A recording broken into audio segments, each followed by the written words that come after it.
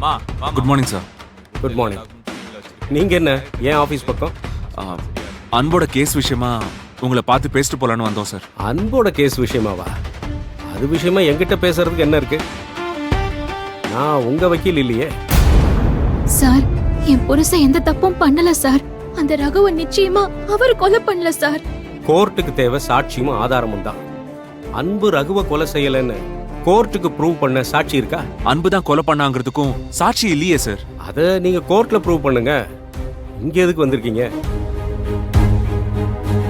எனக்கு புரியலையே.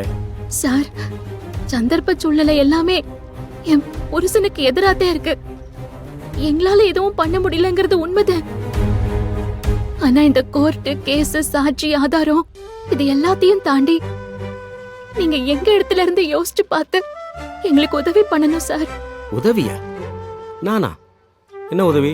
Sir, proof இல்லைனாலும் அன்பு ரகுவை கொலை பண்ணலைங்கிறது எல்லாருக்குமே தெரியும். சாரி சார், எனக்கு தெரியாது.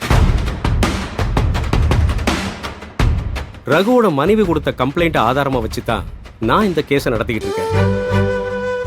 சார், நீங்க பெரியவர், எல்லாம் தெரிஞ்சும் தெரியாத மாதிரி விட்டு கொடுக்காம பேசுறீங்க. பரவாயில்ல சார். ஆனா என் புருஷன் எந்த தப்பும் பண்ணாத நிரபராதி சார். 1000 தப்பு பண்ண குத்தவாளிங்க தப்பிக்கலாம், ஆனா ஒரு நிரபராதி கூட தண்டிக்க கூடாதுன்னு சட்டம் சொல்லுதில்ல சார். நிரபராதியான என் புருஷன் தண்டனை அனுபவிச்சுட்டு இருக்காரு சார். நீங்க மனசு வச்சா அவருக்கு பெயில் கிடைக்கும். தயவு செஞ்சு அவருக்கு பெயில் கிடைக்கிறதுக்கு நீங்க தடுக்காதீங்க சார். அட்வொகேட் சத்தியவதியோட கிளைண்ட் என்கிட்ட வந்து விட்டு கொடுக்க சொல்லி கெஞ்சிக்கிட்டு இருக்கீங்க. இது சத்தியவதிக்கு தெரியுமா? தெரியாது சார். நீங்களா வந்தீங்களா இல்ல ஒருவேளை அவங்களே அனுப்பி வச்சாங்களா? சார் ப்ளீஸ், சத்யவதி ஆண்டியை பத்தி தப்பா பேசாதீங்க. அவங்க எதுவும் சொல்லல. நாங்க வந்தது கூட அவங்களுக்கு தெரியாதுன்னு சொல்லிட்டோமே சார். தெரியாமலே பாத்துக்குங்க சார். தெரிஞ்சா நீங்க வேற வக்கீல தேடி அலைய வேண்டியிருக்கும். சத்தியவதி கேஸை நடத்தினா அட்லீஸ்ட் அன்பு வெளியில வந்துருவாங்கிற ஒரு நப்பாசையோடையாவது நீங்க இருக்கலாம். ஆனா வேற ஒரு வக்கீல்னு வைங்க, அன்பு வெளியில வர்றத பத்தி நீங்க கனவு கூட காண முடியாது. சார் இல்ல சார், அன்பு வெளியே வரணும், அவனுக்கு பெயில் கிடைக்கணும். அதுக்கு நாங்க என்ன பண்ணணும்னு சொல்லுங்க. நாங்க என்ன வேணாலும் செய்யறோம், எவ்வளவு பணம் வேணாலும் தரோம் சார். நிறுத்துங்க சார். யாருகிட்ட வந்து பணத்தை பத்தி பேசிட்டு இருக்கீங்க? ஏதோ சத்தியவதியோட கிளைண்ட் ஆச்சேன்டா இவ்வளவு நேரம் மரியாதை கொடுத்து பேசிக்கிட்டு இருக்கேன்.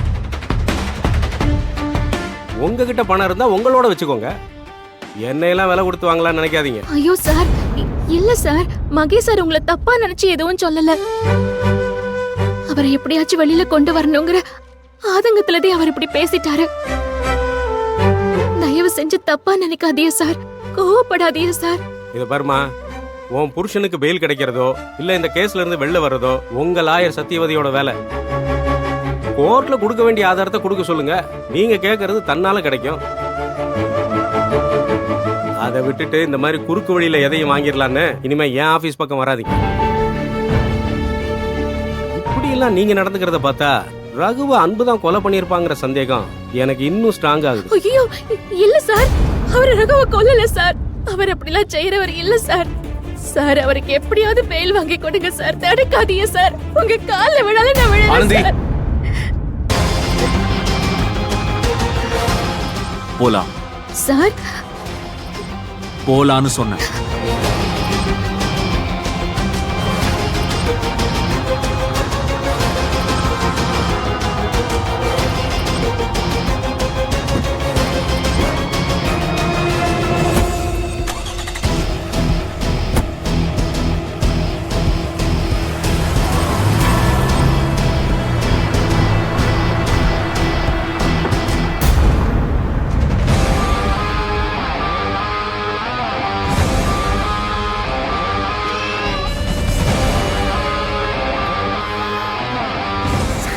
Sir, super sir.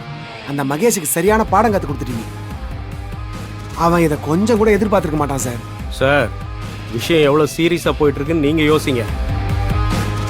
அவங்க எதை பத்தியும் யோசிக்காம எங்கிட்டே வந்து பேச ஆரம்பிச்சிட்டாங்க. அன்பு வெளியே கொண்டு வர என்ன வேணாலும் செய்ய தயாரா இருக்காங்க. சார், நீங்க எங்க பக்கம் இருக்கிற வரைக்கும் எங்களுக்கு என்ன சார் பிரச்சனை? நீங்க தான் ஸ்ட்ராங்கா இருக்கீங்களே சார், நாங்க ஏன் சார் கவலைப்படணும்? சார், வாங்கின பணத்துக்கு நான் துரோகம் பண்ண மாட்டேன். ஆனா இதே மாதிரி நீங்க என்ன கவனிச்சுக்கிட்டே இருக்கிற வரைக்கும் தான் நான் உங்க கூட நிப்பேன்.